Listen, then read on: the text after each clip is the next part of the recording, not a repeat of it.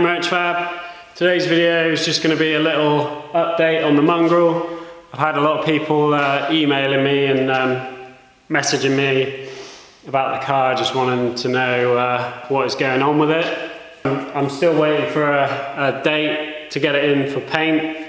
The guy who's painting it is painting the car for free, so I'm guessing he's just going to have to fit it in when he can fit it in, and I'm sure he's busy, he's running his own business as well, so not really much else I can say about that. I am going to do a couple of little jobs on it today. The main one is going to be so the main thing I want to do is get rid of these push on things and just replace them with traditional bonnet pins.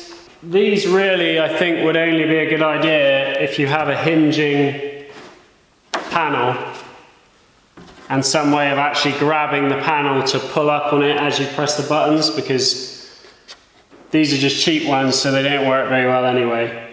And you kind of press one down, get one end to lift, and then lift the other corner, and this one clicks back down. They just drive me nuts, so I'm just gonna replace them with traditional kind of pins. So I've got this type, these are graced, and then I just cut these out on the CNC plasma just to back because I've cut quite a big hole for those other pins. So this is just to sandwich the fiberglass in between, and it'll make the corner where they're bolted on much stronger than just having like a bolt and washer on the back of that. These pins are much bigger, so I just need to take these out, drill this out to accept that, take the other things out, bolt them in, bosh.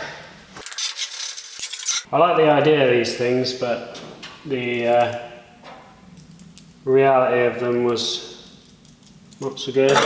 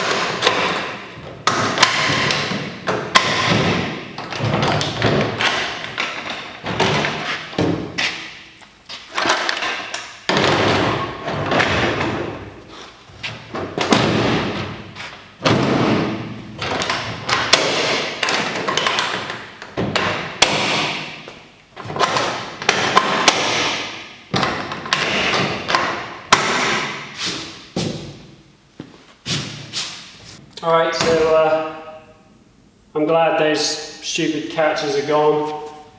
That's much easier, much better.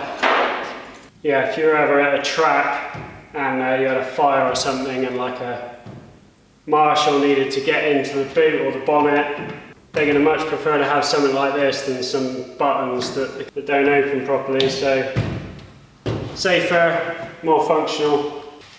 I've just done the same on the front. Didn't bother filming it because obviously it's exactly the same.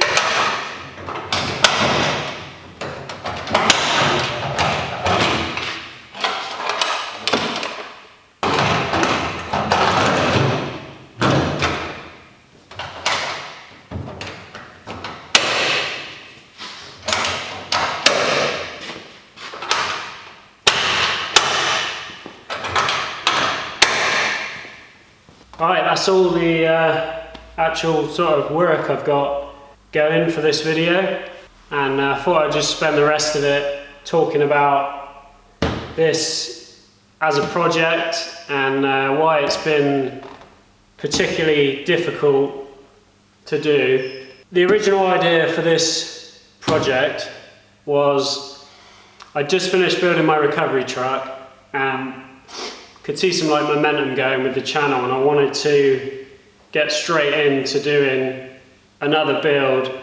I'd been given this car anyway, I'd had it, you know, but I just hadn't gone and picked it up. So I had this car, and about 6 months previous I got offered one of these, a 100E on an MX5 floor pan that was like half done, and I didn't want to buy it. But from seeing it, I knew that the two fitted together well, and they'd done it a little bit different to the way this is done, but you could see that the wheelbases matched up and it would be a good project. And so the original plan was just to take this 100E, get an MX5, sort of lash it together quite quickly, put a nice roll cage in it, and you know, have something to just go and bat around the track, and it would be quite a quick project. And I was thinking it would take me probably about 3 months to do. So at that point I thought that's a good option for the next build, even though I've got a whole head full of builds that I want to do.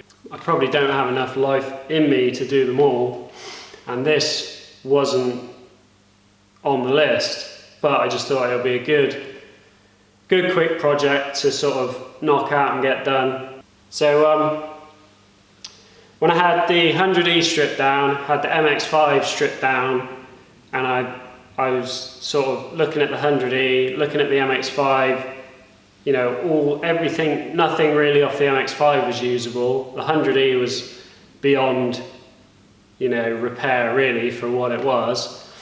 And I thought, my gut instinct was like, just scrap this and go back to your original sort of build plan, build something you actually really want to build, because this is going to take a lot more time than I first thought. But I kind of ignored the gut instinct, which is never a good thing to do, and decided that, you know, I'd started it, so I was going to finish it. Yeah, probably 2-3 months into the build, I was really regretting that decision. You know, I knew that with the amount of like rust repair and like restoration work, that people watching it would get bored of the same thing over and over and over again.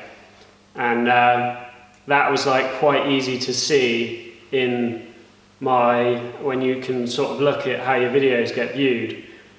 The times where there was a lot going on, like I was matching the two bodies together, or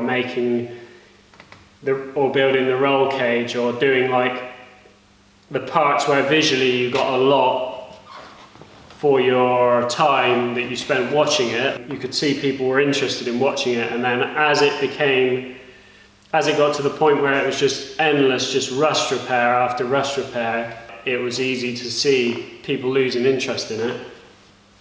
So yeah, that's why it's been, for me, the most difficult build I've done, mainly because I hate rust repairs, and the majority of this build has been rust repairs. There has been bits of this I've enjoyed doing. And you know, I think it is going to be a really cool little car when it's done. And then there's also everything I've learned through about like YouTubing and doing a YouTube series, like trying to earn a living off of YouTube, all that sort of stuff. I've learned like massive amount. I've pretty much learned exactly what not to do. Having a project that's got like 50 plus parts in it, I think isn't a good idea. And having a project that has a large amount of the same thing going on, like any kind of like restoration, if you go too in depth, you're going to bore people, which I know a lot of you guys are like mega into metalwork and, you know, all this kind of stuff. So I've got a lot of people that have been loyally watching like every episode and that are interested. But to succeed, I think you need to try to appeal to people that maybe aren't even particularly interested in the metalwork or that side of thing. They just want to see a car being built. The Mongrel. This car would not look anything like it does now if it wasn't for everyone that chipped into my Feed the Mongrel thing that I set up on here. Like pretty much all the parts that have been bought, all the fiberglass, suspension, arms, loads of stuff, seats, wheels. I bought all that stuff with that money, and without that this would still be sat as a shell with no panels on it, because I wouldn't have had the money to get it to where it is now. So it really is only at this stage because of all you guys that did that, so that's massively appreciated. And everyone who's on my Patreon as well, I put that money straight towards covering my workshop rent, and it all helps to mean that I can make more videos. So at the minute it's a little bit of a struggle because I put so much time into this that now I've got to catch up with work and just try to even it out a little bit.